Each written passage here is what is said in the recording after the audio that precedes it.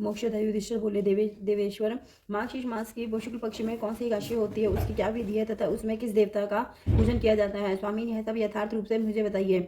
श्री कृष्ण ने कहा, नृपश्रेष्ठ, मार्गशीर्ष मास के शुक्ल पक्ष की एकादशी का वर्णन करूंगा, जिसके श्रवण मात्र से वाजपेयी यज्ञ का फल मिलता है। उसका नाम मोक्षदा एकादशी है, जो सब पापों का अपहरण करने वाली है।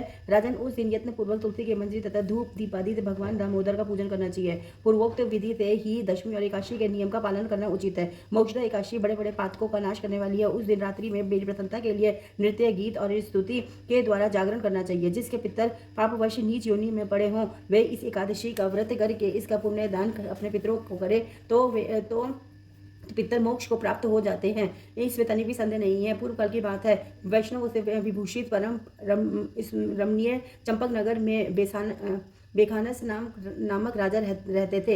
वे अपनी प्रजा का पुत्र की ही भांति पालन करते थे। इस प्रकार राज्य करते हुए राजा ने एक दिन रात को स्वप्न में अपने पितरों को नीच योनि में पड़ा हुआ देखा। उन सबको इस अवस्था में देखकर राजा के मन में बड़ा विस्मय हुआ और प्रातः काल ब्राह्मणों से उन्होंने उस स्वप्न का सारा हाल कह सुनाया। राजा बोले, ब्राह्मणों, मैंने अपने पितरों को नरक में गिरा हुआ देखा है। वे बारंबार रोते हुए मुझसे यूं कह रहे थे कि तुम हमारे तनुज हो, इसीलिए इस नरक समुद्र से हम लोगों का उद्धार करो। द्विजवरों, इस रूप में मुझे पितरों के दर्शन हुए हैं। इससे मुझे चैन नहीं मिलता। क्या करूं, कहाँ जाऊं? मेरा हृदय रूंधा जा रहा है।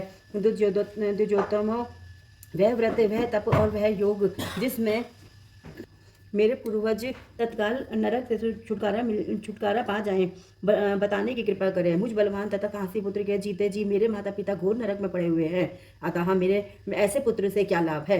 ब्राह्मण बोले, राजन, यहाँ से निकट ही पर्वत मुनि का महान आश्रम है। वे भूत और भविष्य के भी ज्ञाता है। नृपश्रेष्ठ, आप उन्हीं के पास चले जाइए। ब्राह्मणों की बात सुनकर महाराज बेखानस शीघ्र ही पर्वत मुनि के आश्रम पर गए और वहां उन मुनिश्रेष्ठ को देखकर उन्होंने दंडवत प्रणाम करके मुनि के चरणों को स्पर्श किया। मुनि ने भी राजा से राज्य के सातों अंगों की कुशलता पूछी। राजा बोले, स्वामी, आपकी कृपा से मेरे राज्य के सातों अंग सकुशल है, किंतु मैंने स्वप्न में देखा है कि मेरे पिता नरक में पड़े हैं। अतः बताइए कि किस पुण्य के प्रभाव से उनका वहां से छुटकारा होगा।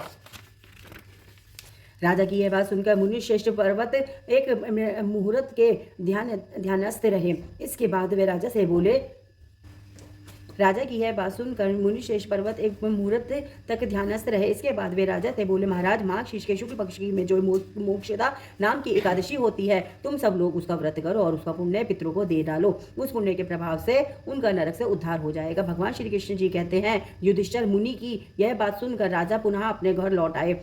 जब उत्तम मार्गशीर्ष मास आया, तब राजा बेखानस ने मुनि के कथनानुसार मोक्षदा एकादशी का व्रत करके उसका पुण्य समस्त पितरों सहित पिता को दे दिया।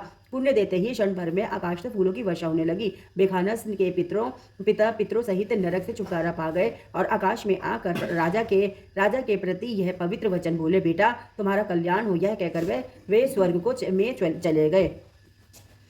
राजन, जो इस प्रकार कल्याण में मोक्षदा एकादशी का व्रत करता है, उसके सब पाप नष्ट हो जाते हैं और मरने के बाद वह मोक्ष प्राप्त कर लेता है। यह मोक्ष देने वाली मोक्षदा एकादशी मनुष्यों के लिए चिंतामणि के समान समस्त कामनाओं को पूर्ण करने वाली है। इस महात्म्य के पढ़ने और सुनने से वाजपेयी यज्ञ का फल मिलता है। हरे कृष्ण कृष्ण कृष्ण हरे हरे, हरे राम राम राम हरे हरे, हरे कृष्ण कृष्ण कृष्ण हरे राम राम हरे हरे, हर हर महादेव, हर हर महादेव, हर हर महादेव। श्री शिवाय नमस्तुभ्यं, श्री शिवाय नमस्तुभ्यं, श्री शिवाय नमस्तुभ्यं।